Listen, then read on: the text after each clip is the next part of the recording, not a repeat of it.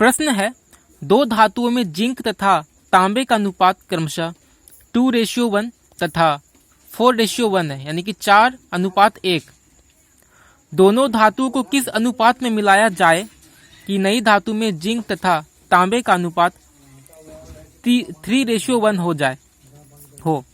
English में भी देख लेते हैं क्योंकि इंग्लिश में डिफरेंट होता है, ठीक है, तो ज्यादा अच्छा रहेगा। 2 एलॉयज, यानी कि ये जो दो एलिमेंट को हम लोग मिलाते हैं उसको हम लोग साइंस में एलॉय बोलते हैं, alloy. 2 alloys contains zinc and copper, यानी कि तांबा और जिंक और ये कॉपर मतलब तांबा, in the ratio 2:1 and 4:1। In what ratio the 2 alloys should be added to get a new alloy having zinc and copper in the ratio 3:1। Option है 3:5 जो कि इसका आंसर है। फिर ये सारे ऑप्शन है और नन ऑफ दीज। तो इसको बनाने का मैं 3 प्रोसेस बनाऊंगा। तो इसमें जो सबसे शॉर्ट है पहले वो बता देता हूं। तो इसका फर्स्ट प्रोसेस है, तो हम जो एलिमेंट मिलाने वाले हैं कॉपर और जिंक, तो तांबा और जिंक वो मिला करके बनता है पीतल। याद करने का तरीका हो गया, पी से पीतल, ता से तांबा और जिंक तो पिताजी, है ना। तो ये इसका याद रखने का तरीका है। तो पहले हम लोग क्या करते हैं कि first make the quantity equal. पहले हम लोग क्वांटिटी को इक्वल कर देते हैं। तो फर्स्ट एलॉय वो 2:1 है, ये मैं शॉर्टकट बता रहा हूँ, बराबर टोटल 2 + 1 3 हो गया। सेकेंड एलॉय कितना है, तो 4:1 में है जिंक और कॉपर का। ये टोटल मिलाकर कितना हो गया, 4 + 1 5। और जो नया एलॉय जो बनेगा तो उसका जो रेशियो है 3:1 है, यानी कि 3 + 1 4। इसका हम लोग एलसीएम ले लेंगे 3 5 4 का। The LCM is 60।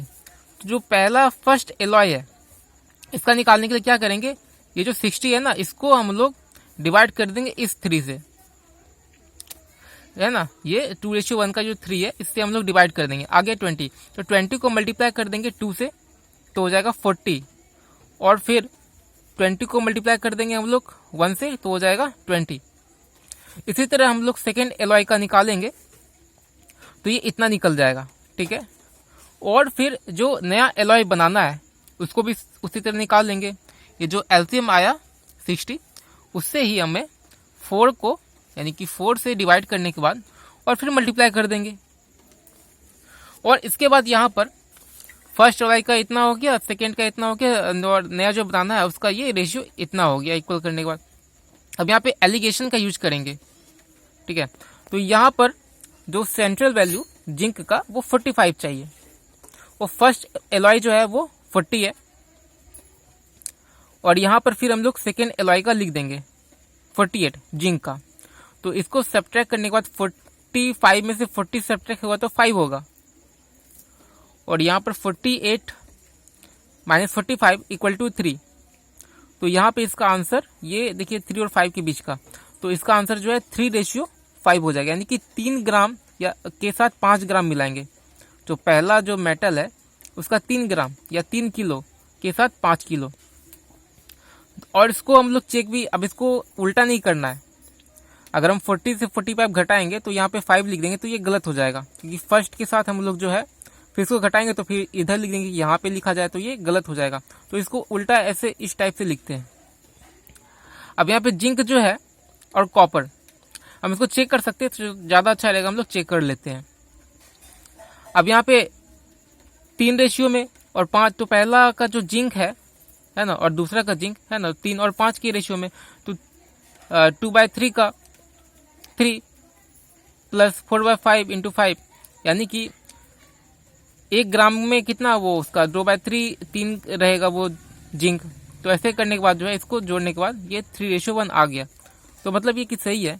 तो जो कि हमें चाहिए था 3:1, है ना, यही चाहिए था ना कि किस अनुपात में मिलाया जाए जो कि अनुपात 3:1 हो जाए, है ना, दोनों एलिमेंट को मिलाने के बाद। अब हम लोग सेकेंड प्रोसेस देख लेते हैं। तो इसको मैं एक बार फिर से बता देता हूँ कि ये कैसे हुआ, क्योंकि आगे जाके फिर हम सेकेंड प्रोसेस में इसी से हम लोग सॉल्व करेंगे। तो यहाँ पर जो है फर्स्ट एलिमेंट का कितना है 2:1, है ना। तो टोटल मान लेते कि 2 ग्राम के साथ 1 ग्राम तो 3 ग्राम हो गया, है ना। वैसे 1 ग्राम नहीं है, रेशियो है। तो टोटल जोड़ने के बाद जो है 3 ग्राम, मान लेते 3 ग्राम में 2 ग्राम जिंक है, 2 ग्राम जिंक। तो 1 ग्राम में कितना हो जाएगा, 2/3 ग्राम, वही है 2/3 ग्राम जिंक। और 3 ग्राम में 2/3 गुना 3, इतना, यानी कि 2 काटने के बाद 2 ग्राम जिंक हो जाएगा, है ना। तो यही ये इसका है चेक करने का तरीका जिंक। उसी तरह कॉपर का भी हम लोग चेक कर लिए। तो पहला एलिमेंट का यहाँ पे है 3 ग्राम, और दूसरा एलिमेंट का जो जिंक है वो उसके साथ जुटेगा। तो सेकेंड प्रोसेस में हम लोग क्या कर लेते हैं, सिंपली मान लेते let the first alloy is taken x unit, और सेकेंड एलॉय यानी कि जो सेकेंड एलॉय है, एलिमेंट जो दिया, एलॉय जो दिया हुआ है वह y यूनिट यानी कि ग्राम किलोग्राम जो भी है। सो इन द फर्स्ट एलॉय, तो पहले एलॉय में जिंक कितना हो जाएगा, जिंक इज टेकन 2 + 3, ऊपर 2 पार्ट ऑफ x यूनिट इसके तरह, तो 2/3 आ गया, 2/3। अब इसका हम लोग मान लेते कि x यूनिट लेंगे, x ग्राम, ठीक है। तो ये 2x/3 यूनिट। उसी तरह हम लोग फिर कॉपर का कर लेंगे, तो कॉपर भी कितना x यूनिट ही लेंगे, है ना। पहला एलिमेंट का x यूनिट ले रहे हैं, तो उसी तरह से यहाँ पे 2 + 1 3, और ये करने के बाद जो है पार्ट ऑफ x यूनिट, ये 1/3 x unit. And in the second alloy, अब दूसरा जो एलॉय है उसमें जिंक कितना लेंगे हम, तो टोटल जो है 4 + 1 5 है, 5 में से 4 पार्ट, ठीक है। और यहाँ पे फिर y यूनिट हम लोग ले रहे हैं, तो y unit copper is taken, और कॉपर भी कितना लेंगे, y यूनिट, इस तरह से 1/4 + 1 पार्ट ऑफ y यूनिट। तो टोटल हो गया 1/5 y यूनिट। तो जैसा क्वेश्चन बोल रहा है, अकॉर्डिंग टू क्वेश्चन,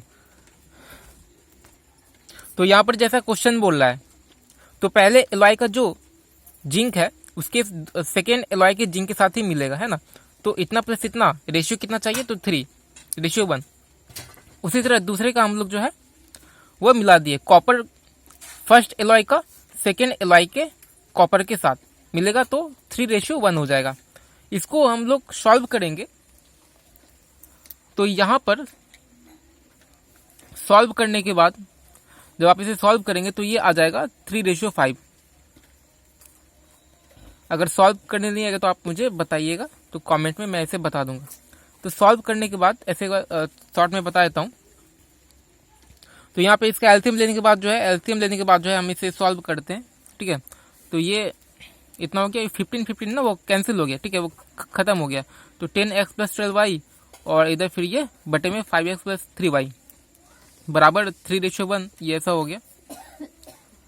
और इसके बाद हम इसे क्रॉस मल्टीप्लिकेशन कर देते हैं, है ना, 10x × 1, तो ये वही हो गया, और 3 से इसको भी और इसको भी मल्टीप्लाई कर दिए। तो इसे सॉल्व करिए, तो आंसर आ गया 3:5, यानी कि मतलब क्या है कि 3 ग्राम पहले एलॉय का, 5 ग्राम दूसरे एलॉय का मिलाएंगे तो 3:1 हो जाएगा।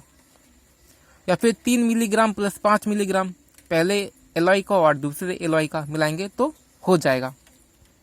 और यहाँ पे कुछ एक्स्ट्रा कुछ लोग जानना चाहते थे कि ये Cu कहाँ से आया, तो ये कॉपर एलिमेंट हो गया, ठीक है, तांबा। उसका जो सिंबल है Cu, ये आ गया लैटिन नेम क्यूप्रम से।